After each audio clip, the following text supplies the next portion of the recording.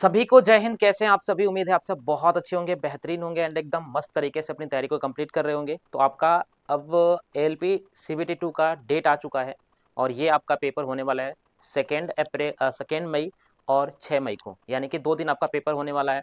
और इसमें भी बहुत सारी कन्फ्यूज़न है, बहुत सारी जो चीज़ें हैं वो उसमें कन्फ्यूज़न के तौर पे हमें देखने को मिला है। जैसे उसमें कहा गया है कि जिनका पेपर हो चुका है, अब किन बच्चों का पेपर हुआ मुझे नहीं पता। अगर आप में से किसी बच्चे का पेपर हुआ था 19th ऑफ मार्च को, अगर आपका पेपर हुआ था फर्स्ट शिफ्ट वाले में, तो नीचे कमेंट कर देना कि सर मेरा पेपर हो गया था। मुझे तो जहाँ तक जानकारी है मुझे नहीं पता कि किसका पेपर हुआ है किसका नहीं हुआ, लेकिन उन्होंने नोटिस में लिखा हुआ है कि जिनका हो चुका उनका नहीं होगा पेपर। तो जिनका हो चुका है क्या उनके हिसाब से अब हमारी नॉर्मलाइजेशन होंगी? बिल्कुल संभावनाएं बन रही है कि नॉर्मलाइजेशन होनी चाहिए, क्योंकि अगर शिफ्ट अगर चेंज हो रहा है, उनका पेपर कैसा आया था, अभी पेपर कैसा आएगा।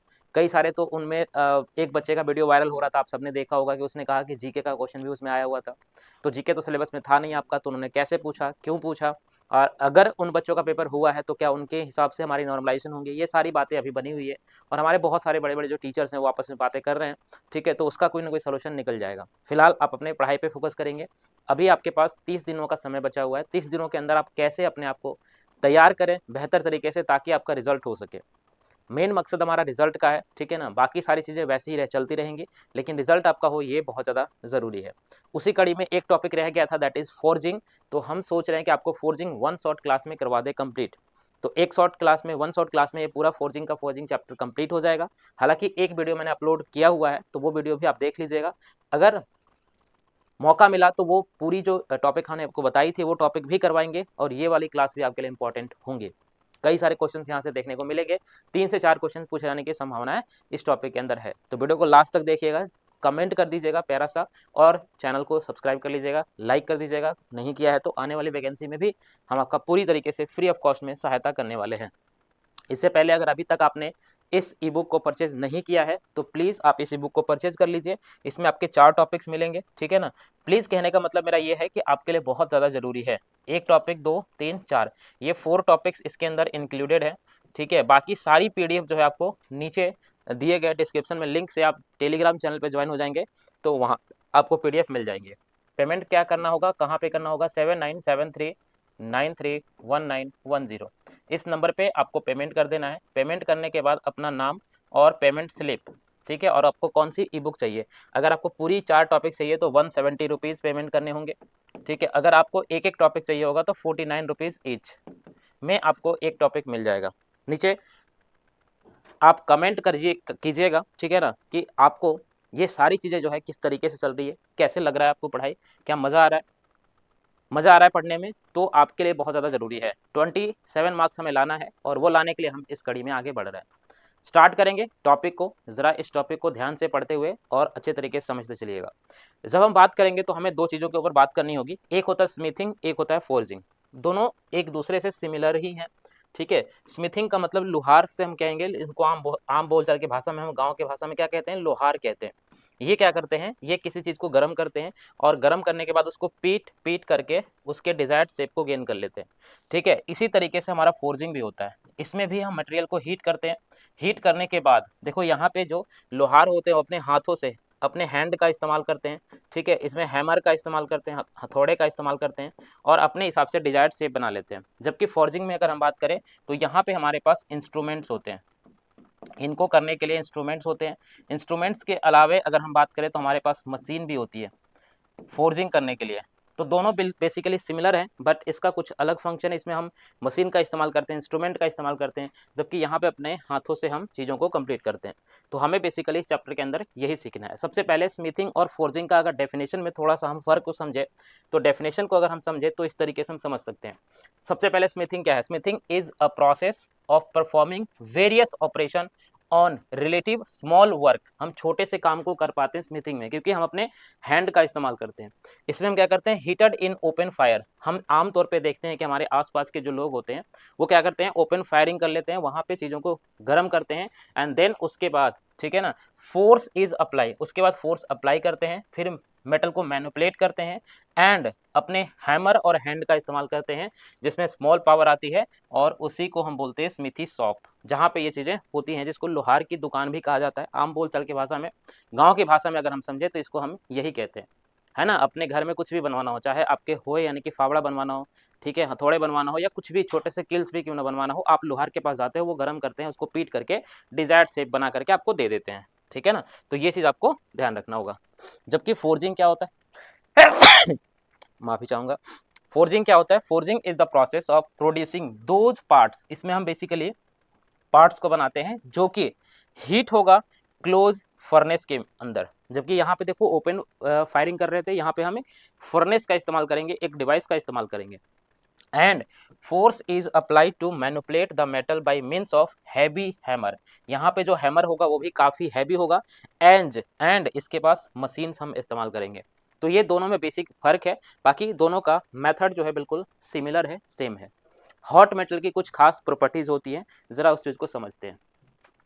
हमारे पास फोर्जिंग के ना बहुत सारे टूल्स होते हैं। मैंने क्या बताया कि फोर्जिंग करने के लिए आपके पास अलग अलग प्रकार के टूल्स होते हैं, जबकि स्मिथिंग करने के लिए आपके पास दो ही टूल्स होते हैं, अपना एक हैंड होता है और एक हैमर होता है। बस उन्हीं दोनों का इस्तेमाल करके छोटे छोटे चीज़ों को बना सकते हैं।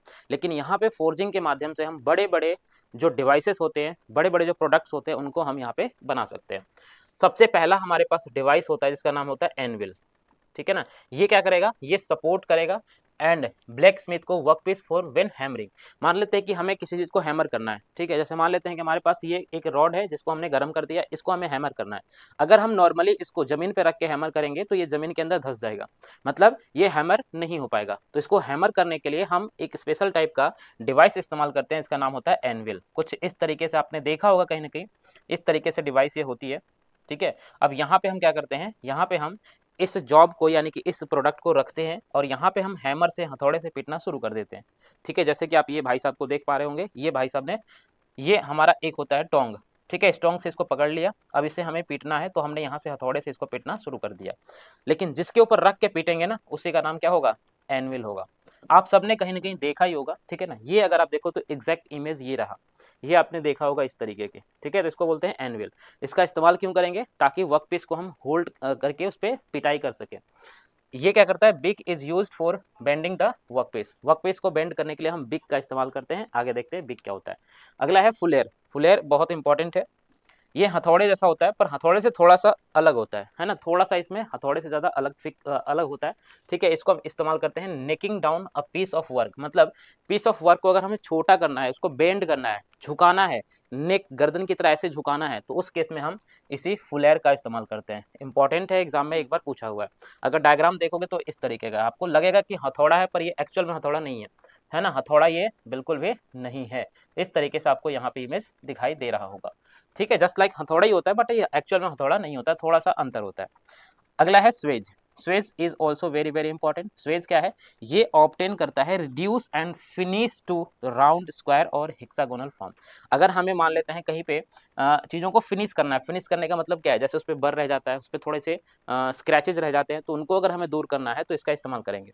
या फिर राउंड शेप में अगर हमें कोई ऑब्जेक्ट चाहिए, या फिर हेक्सागोनल पार्ट में चाहिए, तो हम इस्तेमाल करेंगे स्वेज का। यही इंपॉर्टेंट है, यही आपसे एग्जाम में क्वेश्चन पूछा जाएगा कि स्वेज का इस्तेमाल इनमें से कहाँ किया जाएगा। इनमें से कोई एक ऑप्शन आपको देखने को मिल जाएगा। अगर आप इस क्लास को देख रहे हैं तो मैं ये उम्मीद करता हूं कि आप अपने पास कॉपी और पेन लेकर के बैठे होंगे और जो भी इंपॉर्टेंट चीज़ें लगती है उनको आप नोट करेंगे। रिवीजन करने के लिए आप अपना खुद का नोट्स इस्तेमाल करेंगे।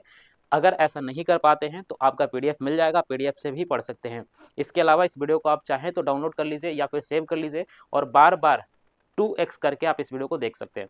इसके अलावा हमने वन शॉट की क्लास बहुत सारी ले रखी है, वेल्डिंग के ऊपर ले रखी है, सीट मेटल के ऊपर ले रखी है, तो उन क्लासेस को भी आप ज़रूर से डेली बेसिस पे एक बार देख लीजिएगा या फिर उनको रिवाइज करते रहिएगा, तभी जाकर चीज़ें काम में आ पाएंगे, ठीक है ना। वरना पढ़ने का कोई फायदा नहीं होगा अगर एग्जाम में आप इसको स्कोर नहीं कर पाते हैं। So made with the half groups. अगर मान लेते हैं कहीं पे हाफ ग्रुपिंग करनी है, ठीक है ना, जैसे इस तरीके का स्ट्रक्चर होता है, ठीक है, यहाँ पे होल्स होते हैं, खाली जगह होता है। तो अगर हम यहाँ पे किसी चीज़ को होल्स मिलाना चाहते हैं या फिर ग्रुप्स बनाना चाहते हैं, ठीक है, तो वहाँ पे हम इस्तेमाल करेंगे स्वेज का। वर्क बिंग रिड्यूस, ठीक है ना, तो यहाँ पे वर्क को क्या करेगा? रिड्यूस किया जाएगा। फ्लैटर जस्ट लाइक हमारे हैमर की तरह ही होता है, हथौड़े की तरह होता है फ्लैटर भी, बट फ्लैटर में थोड़ा सा अंतर होता है, ज़रा इस बात को समझना। टू गिव द स्मूथनेस, अगर हमें कहीं पे स्मूथनेस बताना है, स्मूथनेस देना है, तो उसलिए हम इस्तेमाल करेंगे। And accuracy to the components which have been already shaped by the fuller and the sieves। ऐसे मटेरियल, ऐसे जॉब जिनको हमने ऑलरेडी फुलर या फिर फुलर या फिर सीवेज के माध्यम से हमने ऑलरेडी उसको कंप्लीट किया है, तो उसमें कई सारी जो है बर वगैरह रह जाती है, तो उसको फिनिश करने के लिए, ठीक है, उसको ठीक करने के लिए हम इस्तेमाल करेंगे फ्लैटर का। इस तरीके का ये फ्लैटर होता है ना। आमतौर पे आपके घर में भी ये इस्तेमाल होता है, आपने देखा होगा कई बार, जैसे आपका घर मान लेते हैं बन रहा है, तो फर्श को ठीक करने के लिए इस फ्लैटर का इस्तेमाल करते हैं। मतलब जब घर में फर्श बनाते हैं ना, तो उसको हम प्लेन करने के लिए, उसको स्मूथ करने के लिए इसी फ्लैटर का इस्तेमाल करते हैं। पंच तो वन ऑफ द फेमस है। पंच से हम क्या करेंगे, होल कटिंग करेंगे, है ना, होल्स बनाएंगे। कहीं पे अगर हमें होल्स बनाना है तो हम किसका इस्तेमाल करेंगे, पंच का इस्तेमाल करेंगे। Used for making the holes in metal part when it is forging और हीटेड। जब कोई ऑब्जेक्ट हीट किया हुआ है तो उसमें अगर हमें होल्स करना है तो हम सिंपली सा पंच लेकर के आएंगे और थोड़ा सा ऐसे करके हम क्या करेंगे, आराम से होल कर लेंगे, कोई दिक्कत वाली बात नहीं होगी। तो इस तरीके का डायग्राम आपको दिखेगा, है ना, इसको बोलते हैं पंच। अगला जो इंस्ट्रूमेंट है वो है Tong. Tong is very very important, ठीक है ना, बहुत ज़्यादा इंपॉर्टेंट है। और टोंग आपने कहीं ना कहीं अपने घरों में इस्तेमाल ज़रूर किया होगा। क्या होता है टोंग? टोंग का 2-3 काम है, ठीक है ना, बहुत इंपॉर्टेंट है, ज़रा ध्यान से समझना। सबसे पहला है फ्लैट टोंग। कई प्रकार के टोंग्स होते हैं, ठीक है ना। अगला है रिंग टोंग और उसके बाद है गैड टोंग, ठीक है। सबका बेसिकली काम क्या होता है, वर्क पीस को होल्ड करना। कोई भी चीज़ को होल्ड करने के लिए हम टोंग का इस्तेमाल करते हैं। अच्छा, फ्लैट टोंग का इस्तेमाल कहाँ करेंगे, to holding the work for the rectangular section. कहीं पे रेक्टेंगुलर सेक्शन है, रेक्टेंगल जैसा कोई शेप है, उसको होल्ड करने के लिए हम फ्लैट टोंग का इस्तेमाल करेंगे। जैसा देखो यहाँ पे दिख रहा है आपको फ्लैट टोंग, ये रहा फ्लैट टोंग, है ना। यहाँ पे देखो ये फ्लैट है, बिल्कुल फ्लैट है। तो अगर कोई फ्लैट या फिर रेक्टेंगुलर सरफेस है तो उसको होल्ड करने के लिए हम फ्लैट टोंग का इस्तेमाल करेंगे। रिंग टोंग क्या होगा, for the holding work of circular section. कोई सर्कुलर पीस है उसको होल्ड करने के लिए हम इसका इस्तेमाल करेंगे। जैसे देखो यहाँ पे रिंग टोंग आप देख रहे होंगे, ये कोई हमारा मान लेते हैं कि रॉड है, इस रॉड को इसमें इसके अंदर इंसर्ट करके होल्ड कर लेंगे, या फिर यहाँ पे कर लेंगे, जहां भी होल्ड हो पाए वहां पे हम इसको आराम से होल्ड कर सकते हैं। अगला है गैड टोंग। ये क्या होगा, जनरली पिकअप आइदर स्ट्रेट और टेपर्ड। कोई ऑब्जेक्ट स्ट्रेट है या फिर टेपर है तो वहां पे टेपिंग करने के लिए या फिर उसका इस्तेमाल करने के लिए, उसको होल्ड करने के लिए हम गैड टैप का इस्तेमाल करेंगे, गैड टोंग का इस्तेमाल करेंगे, जो कि आपको नीचे डायग्राम में दिख रहा होगा। अब आप नीचे कमेंट करके बताना कि आप में से किसके पास ये तीनों प्रकार के टोंग्स हैं घर में, या फिर इनमें से कोई एक ना एक जरूर होगा। नीचे एक बार कमेंट करके बता देना। मैं देखना चाहता हूँ कि आप में से कितने घरों में या आप में से कितनों के पास ये कहीं ना कहीं टोंग है, ठीक है ना। आप में से होगा, बिल्कुल डेफिनेटली होगा। शायद आप उसका टोंग नाम नहीं जानते होंगे, कुछ और जानते होंगे, लेकिन आपके घर में ये जरूर जरूर होगा। तो आप नीचे बता देना कौन सा आपके पास है, ठीक है। बाकी चीज़ों को अच्छे तरीके से याद करते हुए चलना है। देखना जरा, अगला है स्वेज ब्लॉक। स्वेज ब्लॉक क्या है, एक साथ बहुत सारे इंस्ट्रूमेंट को एक साथ रख दिया जाता है, उसको ब्लॉक कहा जाता है। तो यहाँ पे हम क्या करेंगे, एक साथ में देखो स्क्वायरिंग करेंगे, एक साथ में साइजिंग कर देंगे, एक साथ में बेंडिंग ऑपरेशन भी कर सकते हैं। इस तरीके का आपको ये ब्लॉक दिखता है, जिसके अंदर बहुत सारी अलग अलग क्या है, शेप है, अलग अलग डिजाइन है, अलग अलग आपके होल्स दिखने को मिल जाएंगे। तो जो जो जिस डायमीटर का जिस तरीके से हमें बेंडिंग करना होगा, जिस तरीके से जो कंप्लीट करनी होंगे, उस हिसाब से हम क्या करेंगे, उसका इस्तेमाल कर लेंगे। तो ये होता है सेवेज ब्लॉक, बहुत इंपॉर्टेंट है। अगला है चीजल। चीजल को हिंदी में हम छेनी कहते हैं, छेनी। आपने इसको कहीं ना कहीं इस्तेमाल जरूर किया होगा। इसका इस्तेमाल क्यों करेंगे, मेटल को कट करने के लिए, बिल्कुल सही बात है। Necking off prior to the breaking, मतलब कि किसी चीज को तोड़ना है, मान लेते हैं कि बाहर से कोई ऐसा सरफेस है जो बाहर लटका हुआ है, उसको तोड़ना है, तो हम क्या करेंगे, चीजल को रख के हैमर से इसके पीटना शुरू करेंगे, वो टूट करके नीचे गिर जाएगा। तो पीटना हो या फिर कुछ भी करना हो तो वहां पे चीजल का इस्तेमाल करेंगे। So they may be hot cold depending on the metal to be cut, it is hot और कोल्ड। ये जो हमारा चीजल है, ये हॉट को भी कर सकता है, कोल्ड को भी कर सकता है, डिपेंडिंग अपॉन द इंस्ट्रूमेंट और द डिवाइसेस जो हमारे पास है, उसके हिसाब से हम इसका इस्तेमाल करेंगे, ठीक है। अगला है हैंड हैमर्स। तो हैमर्स तो आप सभी के घर में होगा, ठीक है, कहीं ना कहीं सबने इस्तेमाल करा होगा, देखा भी होगा। कई प्रकार के हैमर्स होते हैं, ठीक है ना। देखो जरा, बॉल पिन हैमर, ठीक है, उसके बाद straight pin hammer, cross pin hammer, उसके बाद स्लेश हैमर। ये आपको अलग अलग प्रकार के यहाँ पे हैमर दिख रहे होंगे। जैसे सबसे पहला है बॉल पिन। तो देखो यहाँ पे इस तरीके से बॉल की तरह नजर आ रहा होगा, ठीक है। यहाँ पे तो आपके ये जो है सर्कुलर शेप ही मिलेगा, इसको बोलते हैं बॉल पिन हैमर। इसके बाद ये है क्रॉस। देखो ये यहाँ पे रेक्टेंगल की शेप में मिल रहा है, इसको हम बोलते हैं क्रॉस, ठीक है। उसके बाद देखो स्ट्रेट पिन, ये बिल्कुल स्ट्रेट होता है, यहाँ पे ये वाली बिल्कुल स्ट्रेट होता है ना। इसी के हिसाब से हमारा सारा जो हैमर्स है वो उसका शेप बदल जाएगा। स्ट्रेट पिन इसको बोलते हैं। और ये है स्लेज। स्लेज का मतलब इसमें दोनों ही तरीके से फ्लैटेंड होगा, इस तरीके से फ्लैटेंड होता है ना, जिसको बोलते हैं स्लेज हैमर। इन सब का इस्तेमाल जो है, इन सब का यूज़ जो है वो अलग अलग है। जैसे आपको मैंने पढ़ाया था सीट मेटल, तो उसमें हमने आपको बताया था स्लेज हैमर का इस्तेमाल करते हैं। उसमें ये भी बताया था कि क्रॉस का इस्तेमाल करते हैं, बॉल पेन का इस्तेमाल करते हैं, यानी कि according to the situation, according to the requirements हम क्या करते हैं, इन सभी में से हैमर्स का अलग अलग इस्तेमाल करते हैं। अगला है सेट हैमर। ये क्या होता है, use for finishing corner in the soldered work, यानी कि जब आप सोल्डरिंग करते हो, जब आप वेल्डिंग करते हो, तो वहाँ पे बहुत सारी पार्ट आपके बाहर निकल जाते हैं। उन बाहर निकले हुए पार्ट को अगर आपको हटाना है, रिमूव करना है, फिनिश करना है, तो आप सेट हैमर का इस्तेमाल करेंगे। And this question is very very important. ये क्वेश्चन आपके एग्जाम में बन सकता है। वेयर फ्लैटर्ड इज इनकन्वीनियंट, जहाँ पे फ्लैटर्ड वाले जी चीज़ें हैं वो इस्तेमाल नहीं की जाएंगे, वहाँ पे आप जो है किसका इस्तेमाल करेंगे, सेट हैमर का इस्तेमाल करेंगे, जो इस तरीके का आपको देखने को मिलेगा। इस तरीके से आपको देखने को मिलता है। अकॉर्डिंग टू द यूज हम इसको इस्तेमाल कर सकते हैं। क्लास अगर पसंद आ रही तो आप इसे लाइक करेंगे, दोस्तों के साथ शेयर करेंगे। चैनल को सब्सक्राइब नहीं किया है तो अगेन मैं दोबारा से कहता हूँ, चैनल को सब्सक्राइब कर लो। आने वाले जो वैकेंसी होंगी, बहुत सारे बच्चे आप में से, देखो फैक्ट तो यही है कि 15,000 जो बच्चे हैं वही सिलेक्ट होने वाले हैं, बाकी बच्चों का सिलेक्शन नहीं होगा। तो बाकी बच्चे फिर अगले वाले अटेम्प्ट में अपने तैयारी को कंप्लीट करेंगे और वहाँ पे अगेन ये चैनल बहुत ज़्यादा हेल्प करने वाला है। ठीक है ना, तो सब्सक्राइब कर लेना, दोस्तों के साथ शेयर कर देना, ये बहुत बहुत ज़्यादा इंपॉर्टेंट होगा। अगर हम फोर्जिंग को क्लासिफाई करें तो फोर्जिंग कितने तरीके के हो सकते हैं। सबसे पहला होता है स्मिथ फोर्जिंग, इसको ओपन डाई फोर्जिंग के नाम से भी जानते हैं, क्योंकि यहाँ पे जो फायरिंग होता है, यहाँ पे जो आग लगाई जाती है वो ओपन प्लेस पे लगाई जाती है, ओपन एरिया में लगाई जाती है, इसको इसलिए इसको बोलते हैं ओपन डाई फोर्जिंग। अगला होगा इम्प्रेशन डाई फोर्जिंग, इसको हम क्लोज डाई फोर्जिंग भी कहते हैं, क्लोज्ड डाई फोर्जिंग। ठीक है, तो ये नाम कह लो या फिर ये नाम कह लो, दोनों क्या है, बिल्कुल एकदम सेम है। जो ओपन डाई फोर्जिंग होते हैं वो दो पार्ट्स में डिवाइड हो जाते हैं। पहला होता है हैंड फोर्जिंग, मतलब हाथों से हम करेंगे फोर्जिंग। उसके बाद होता है पावर फोर्जिंग, मतलब हम पावर का इस्तेमाल करेंगे, करंट का इस्तेमाल करेंगे, या फिर किसी न किसी तरीके का बाहर एक्सटर्नल पावर का इस्तेमाल करेंगे। इम्प्रेशन फोर्जिंग डाई फोर्जिंग में हम क्या इस्तेमाल करेंगे, ड्रॉप फोर्जिंग, मतलब किसी चीज़ को ऊपर से नीचे गिरा के उसके फोर्स का, उसके वजन का, उसके वेट का इस्तेमाल करके फिर करेंगे। प्रेस फोर्जिंग, मतलब हम किसी को प्रेस करेंगे, दबाएंगे, तो ये चीज़ें काम करेंगे। तो ये जो क्लासिफिकेशन है, this classification is very very important. आप कह सकते हो कि ये क्लासिफिकेशन आपका बहुत ज़्यादा क्या है, इंपॉर्टेंट है, इसको आप ध्यान से अच्छे तरीके से करेंगे।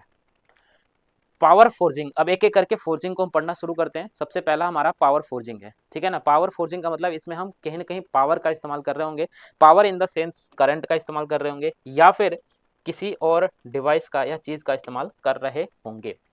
तो पावर फोर्जिंग को हम क्या कहते हैं, also called air and steam hammer forging, यानी कि इसमें हम एयर का इस्तेमाल करते हैं या फिर स्टीम का इस्तेमाल करते हैं, किसके लिए, फोर्जिंग करवाने के लिए।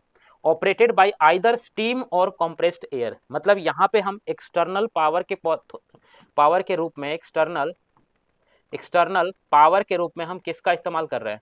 तो आप कहोगे सर या तो हम स्टीम का इस्तेमाल कर रहे हैं या फिर हम कंप्रेस्ड एयर का इस्तेमाल कर रहे हैं। इसमें प्रिंसिपल क्या है, principle of operation is illustrated in the sketch. अब यहाँ पे डायग्राम के अंदर आपको दिखा रखा है। जैसे मान लेते हैं कि हमारे पास दो, क्या होगा, ऊपर से देखो यहाँ पे, ये हमारा क्या है, ये हमारा पिस्टन लाइक स्ट्रक्चर है। जैसे आपने गाड़ी में देखा था ना, पिस्टन अप और डाउन करता है, वैसे ही यहाँ पे अप और डाउन होगा। तो ये अप एंड डाउन कैसे होगा, by the help of steam. भाई यहाँ से हम क्या करेंगे, स्टीम या फिर कंप्रेस्ड एयर को जब इसके अंदर डालेंगे तो ये एयर इसको क्या करेगा, नीचे कंप्रेस करेगा, और जब ये कंप्रेस करेगा तो ये नीचे जो डाया लगा हुआ है ना, ये डाया जो लगा हुआ है, ये डाया जो हमारा रखा हुआ ऑब्जेक्ट है, ये हमारा वर्कपीस है, इसको ये कंप्रेस करेगा, इस तरीके से दबाएगा। और जब हम इसको ऊपर भेजना चाहेंगे तो हम नीचे से क्या करेंगे, यहाँ से फिर स्टीम भेजना शुरू कर देंगे, तो फिर ये इसको कंप्रेस करेगा ऊपर की तरफ, तो फिर ये डाई ऊपर चला जाएगा। मतलब यहाँ पे सिंपल सा बात है कि स्टीम या फिर एयर का इस्तेमाल करके हम इस डाया को कंप्रेस करेंगे या फिर एक्सपेंड करेंगे, डिपेंडिंग अपॉन द सिचुएशन, और हम इसको कर रहे होंगे। नीचे ऑब्वियसली बात है आपका क्या रहेगा, एनविल रहेगा, जो इसको सपोर्ट प्रोवाइड करेगा। ठीक है, तो अकॉर्डिंग टू यूज हम यहाँ पे कॉम्प्रेशन या फिर एक्सपेंशन करके और इस वर्क को डिजायर्ड शेप में बना लेंगे, डिजायर्ड शेप में बना लेंगे, और इसी को हम कहते हैं क्या, इसी को कहते हैं पावर फोर्जिंग, इसी को क्या कहते हैं, पावर फोर्जिंग कहते हैं। So required additional facilities for the supplying high pressure steam और कंप्रेस्ड एयर। यहाँ पे हमें क्या ज़रूरत होगी, बाहर से स्टीम को अप्लाई करने की ज़रूरत होगी, बाहर से स्टीम को अप्लाई करने की ज़रूरत होगी या फिर एयर का इस्तेमाल करने की ज़रूरत होगी।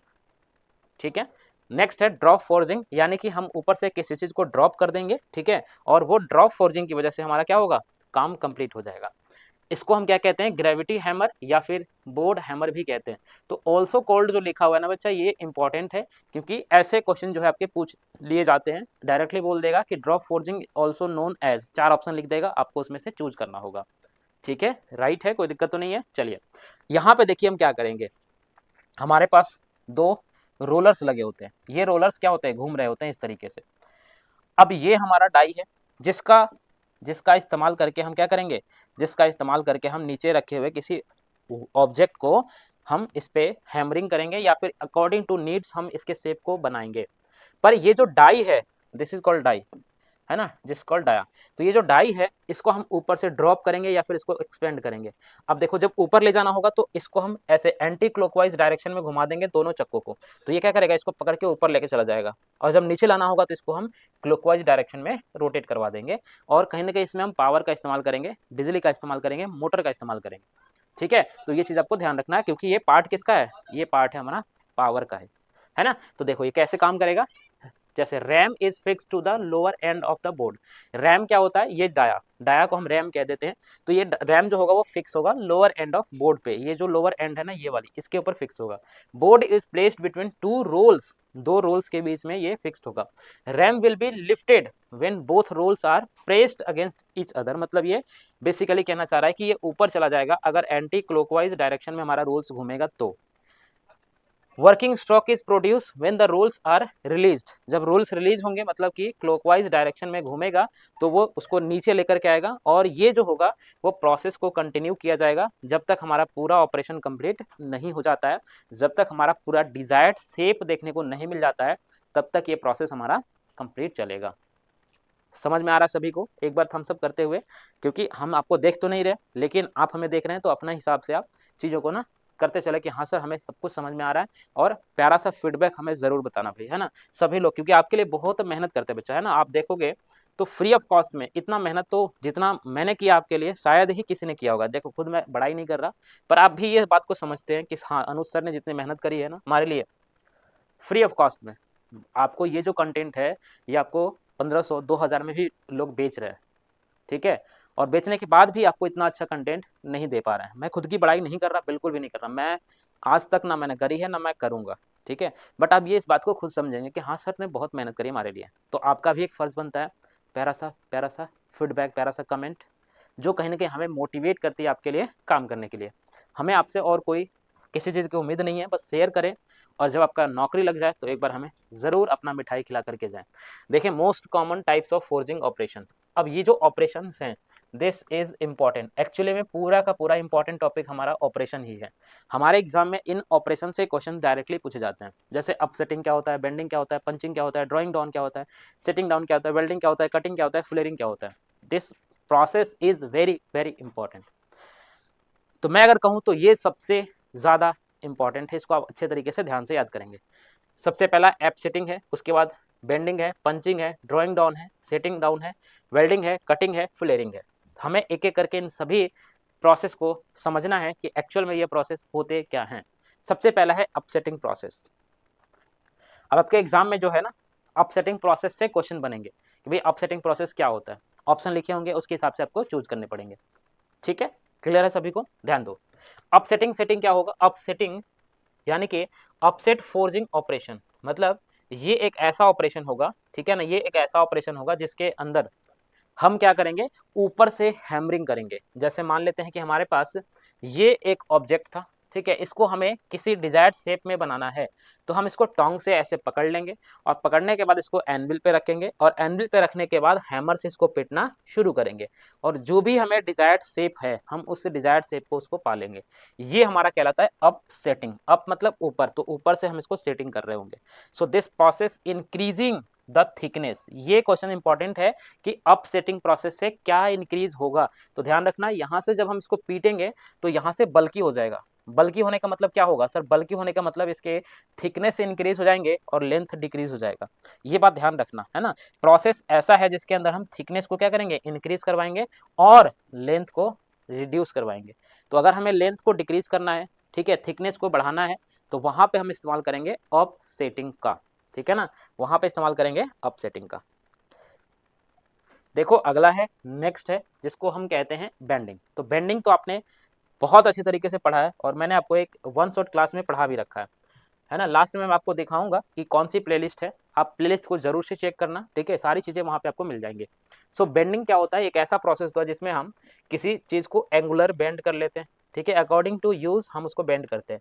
सो done on the edge of anvil, face और बिग और सेवेज ब्लॉक, मतलब हमें जहाँ पे बेंड करने की जरूरत है, ठीक है, उसको हम उस हिसाब से बेंड कर लेते हैं। जैसे ये एनविल है, हम इस ऑब्जेक्ट को बेंड करना चाहते हैं तो यहाँ पे ऐसे रखेंगे, ठीक है, रख के इसको हम ऐसे बेंड कर देंगे। जैसे आपके कंस्ट्रक्शन वर्क में जो सरिया होता है, कंस्ट्रक्शन वर्क में जो सरिया होता है, वो सरिया इसी तरीके से बेंड करी जाती है ना। सरिया कैसे बेंड करी जाती है? इसी तरीके से सरिया को बेंड किया जाता है।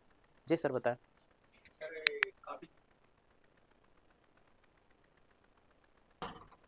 ठीक है, अब यहाँ देखो कर्विलिनियर है, जिस तरीके से आपको बेंडिंग करना होगा इस तरीके से आप यहाँ पे बेंड कर सकते हैं, ठीक है ना। चलो, पंचिंग ऑपरेशन आप जानते हैं, पंच मतलब क्या होता है? खाली करना, ठीक है ना। तो यहाँ पे हम अपने हिसाब से पंचिंग करेंगे, यानी कि हम जगह को खाली करेंगे ऑपरेशंस के यूज करके। पंचिंग ऑपरेशन क्या होता है? The process of producing holes, ठीक है ना, खाली मतलब यहाँ पे होल्स की बात हो रही है ना। तो यहाँ पे क्या करेंगे? होल्स को क्रिएट करेंगे बाय यूजिंग अ हॉट पंच, मतलब गर्म कील का इस्तेमाल करेंगे। आम तौर पे आपने बहुत करा होगा, है ना। आपके घर में क्या रहता है? मान लेते हैं कोई आयरन का बॉक्स है, उस आयरन के बॉक्स को आपको होल्ड करना है या कहीं पे रखना है, टांगना है, तो आप क्या करते हैं? कील को थोड़ा गर्म करते हैं और कील को ऐसे गर्म करके रखते ही और थोड़ा सा हैमर मारते ही वो होल्स कंप्लीट हो जाता है। तो वो बेसिकली आपका पंचिंग ही तो था ना, है ना। वहाँ पे हैंडबिल के ऊपर रख करके हम इस्तेमाल करेंगे, पिचेल होल का इस्तेमाल करेंगे। जैसे ये देखो ध्यान से, तो यहाँ पे हमने क्या किया? एक हॉट सा पंच लेकर के आ गए और वो गर्म था इसलिए हमने उस पर रखा और थोड़ा सा एनविल के ऊपर रख के चीजल का इस्तेमाल करके उसको थोड़ा सा होल कर दिया, ठीक है। So this process is called punching operation. ये सारी ऑपरेशन बच्चे बहुत इंपॉर्टेंट है, ऑपरेशन से ही आपके एग्जाम में क्वेश्चन बनेंगे, ध्यान रखना। सो ड्रॉइंग डाउन और स्वेजिंग, ड्रॉइंग डाउन और स्वेजिंग क्या होता है इसको जरा ध्यान से एक बार समझते हैं, है ना। देखो जरा, ड्रॉइंग डाउन क्या होगा? Process of increasing the length. अभी देखो हमने इसके पहले क्या किया था? ब्रेथ को इंक्रीज करा था, थिकनेस को इंक्रीज करा था, लेकिन अब हम किसको इंक्रीज करेंगे? अब हम इंक्रीज करेंगे लेंथ को, ठीक है, लेंथ को इंक्रीज करेंगे, ठीक बात है, ध्यान दो, लेंथ को इंक्रीज करेंगे और अगर लेंथ इंक्रीज होगा तो उसकी थिकनेस क्या होगी? डिक्रीज हो जाएगी। थिकनेस क्या हो जाएगी? डिक्रीज हो जाएगी। जैसे देखो यहाँ पे, सॉरी, थिकनेस क्या हो जाएगी? मतलब लेंथ को इंक्रीज करेंगे तो थिकनेस हमारा डिक्रीज हो जाएगा। जैसे ये देखो, पहले इतना बड़ा शेप था, हमने इसको क्या किया? पीट पीट करके कुछ ऐसे बना दिया, थोड़ी देर बाद पीट के और इसको ऐसे बना दिया, तो देखो इसका थिकनेस क्या हुआ? रिड्यूस हो गया ना, थिकनेस रिड्यूस हो गया, लेकिन इसका लेंथ जो है थोड़ा सा इंक्रीज हो जाएगा। अकॉर्डिंग टू नीड हम इसको इंक्रीज कर सकते हैं।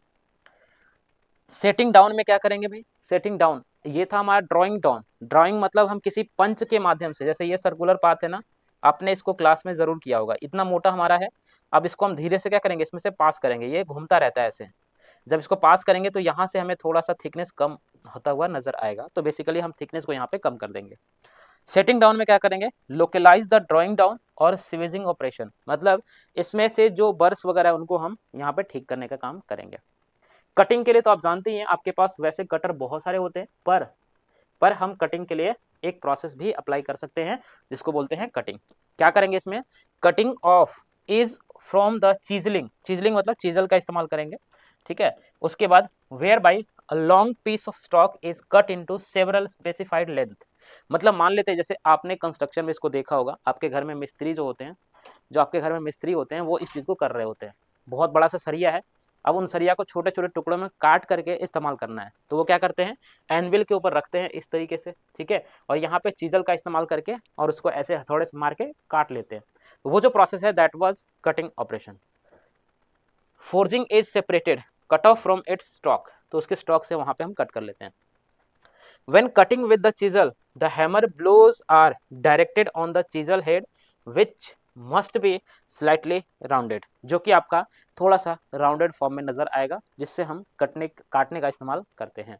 वेल्डिंग तो आपने पढ़ा ही है भैया, है ना, वेल्डिंग में तो कोई दिक्कत नहीं है, ठीक है ना। शायद मैंने वेल्डिंग नहीं बेंडिंग बता दिया था, वेल्डिंग आपको ध्यान रखना है, वेल्डिंग का मैंने वन शॉट क्लास लिया है। बेंडिंग तो एक नॉर्मल सा ऑपरेशन होता है जहाँ से हम चीज़ों को इस तरीके से बेंड कर देते हैं, है ना। तो बेंडिंग वो ऑपरेशन होता है। यहाँ पे देखो वेल्डिंग है, वेल्डिंग का मतलब क्या होता है, ज्वाइनिंग प्रोसेस, और welding is a permanent process.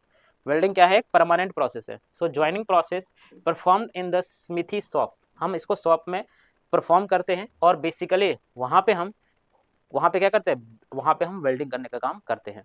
तो अलग अलग शेप का वेल्डिंग होता है, वेल्डिंग के ऊपर डिटेल क्लास हमने ले रखा है, वन शॉट क्लास आपको मिल जाएगा वेल्डिंग के ऊपर, तो आप उसे ज़रूर एक बार देख लीजिएगा। अगर आप में से बच्चों ने नहीं देखा है, लगभग 12,000 से ज़्यादा बच्चों ने उसको देख लिया क्लास को, तो आप भी उस क्लास को ज़रूर से एक बार देख लीजिएगा। अगला प्रोसेस है फुलेरिंग। क्या होता है फुलेरिंग, जरा इस बात को समझना, ठीक है ना। फुलेरिंग क्या होता है, इस बात को समझना। Flaring is the spreading the metal along the length of the job is done by working separate section। मतलब हम क्या कहेंगे, फ्लेयरिंग एक ऐसा प्रोसेस है, ठीक है ना, फ्लेयरिंग या फिर स्प्रेडिंग एक ऐसा प्रोसेस है जिसके अंदर हम लेंथ ऑफ जॉब को क्या करेंगे, done by working separate section, मतलब अलग अलग सेक्शंस में इसको डिवाइड करके हम, या अलग अलग सेक्शंस में हम उसको काम करके उसके लेंथ को इंक्रीज या फिर डिक्रीज कर सकते हैं। इस केस में हम क्या करेंगे, axis of the job is positioned perpendicular, मतलब इस केस में हम उस एक्सिस के, यानी कि मान लेते हैं कि हमारा कोई ऑब्जेक्ट इस तरीके से है, ठीक है ना, तो इसका जो ये एक्सिस है इसको हम क्या करेंगे, परपेंडिकुलर रखेंगे to the width of the flat die. मतलब जो डाया हमारा, जैसे मान लेते हैं कि हमारा ये बेसिकली है, देखो जो टोंग था, तो टोंग का ऐसे होता है ना, अब मान लेते हैं इसको हमें प्रेस करना है, तो हम क्या करेंगे, इसको इस तरीके से रखेंगे और इसको दबाने की कोशिश करेंगे। जब हम इसको दबाएंगे तो लेंथ क्या होगा, हमारा डिक्रीज हो जाएगा, लेंथ डिक्रीज होगा, लेकिन इसकी थिकनेस बढ़ जाएगी। तो according to need, according to requirements हम इस चीज़ को परफॉर्म कर रहे होंगे, और इसमें हम इस जो सरफेस है, सरफेस के परपेंडिकुलर हम किसी जॉब को, किसी वर्क पीस को रखेंगे, क्या करेंगे, वर्क पीस को या किसी जॉब को हम इस तरीके से रखेंगे, ठीक है।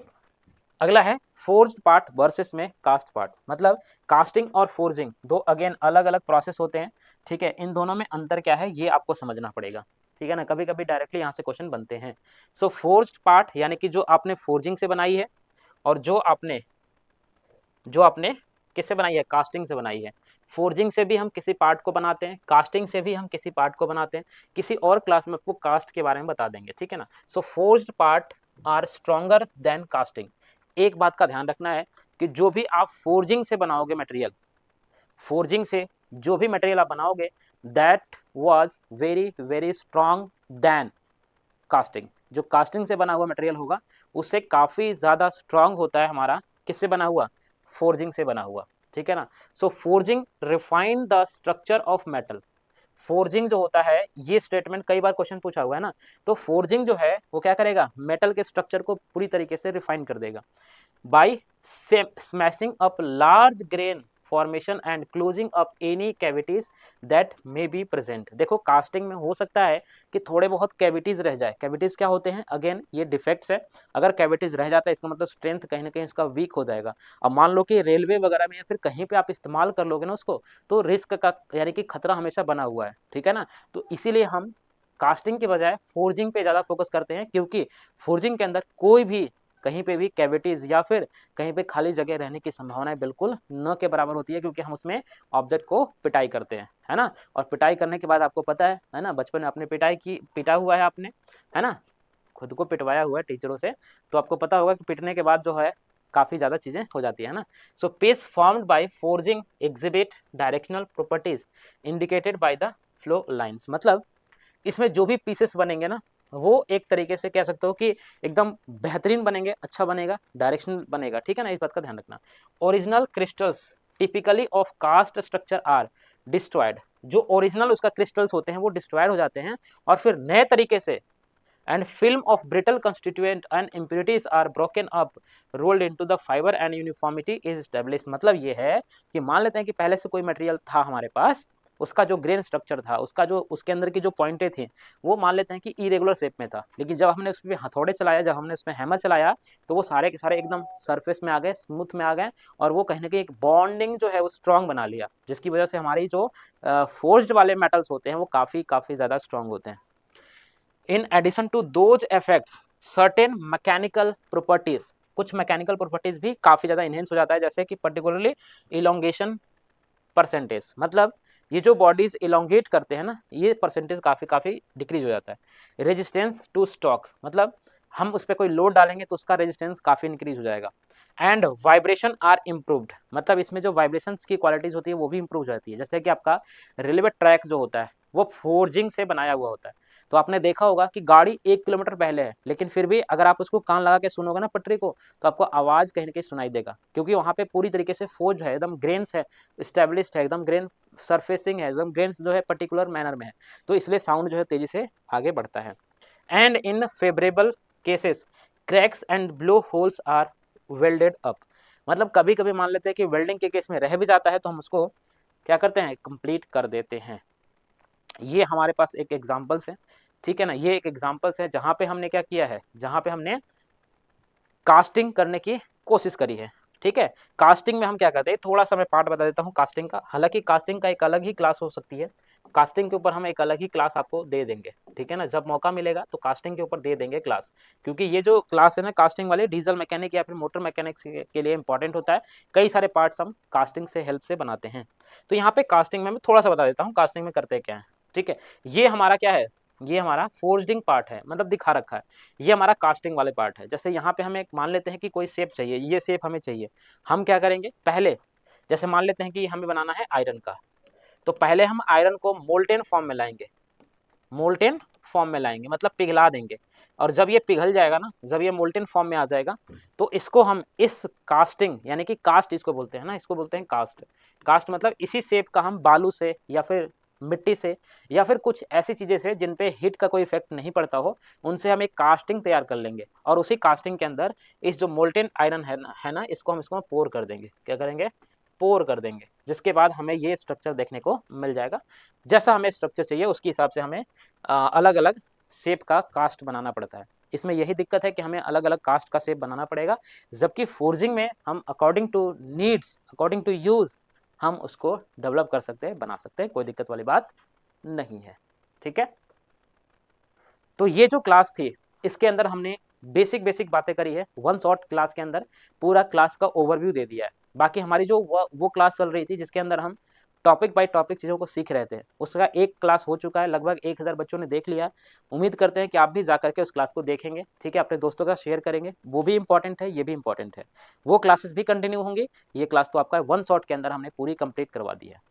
लगभग ये 40 मिनट के आसपास की ये क्लास होंगे, ठीक है, और ज़्यादा लंबी क्लास नहीं है, छोटी सी क्लास है, आप इसको जल्दी से देख लीजिए, नोट्स बना लीजिए। अगर नहीं बना पाएँ तो नीचे डिस्क्रिप्शन में लिंक दिया हुआ है, वहाँ से आप टेलीग्राम चैनल पे ज्वाइन हो जाएंगे, वहाँ से आपको ये PDF मिल जाएगी। इसके अलावे अगर हम बात करें तो आप नीचे फीडबैक ज़रूर बताना कि आपको ये क्लास कैसी लगी, दोस्तों के साथ शेयर कर देना, चैनल को सब्सक्राइब कर लेना।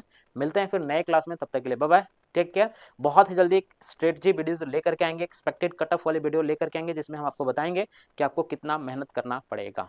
ठीक है, फिलहाल के लिए इतना ही, thank you so much, bye bye, take care, and पढ़ते रहिए, मुस्कुराते रहिए, कुछ नहीं सीखते रहिए। जय Hind, bye bye, take care.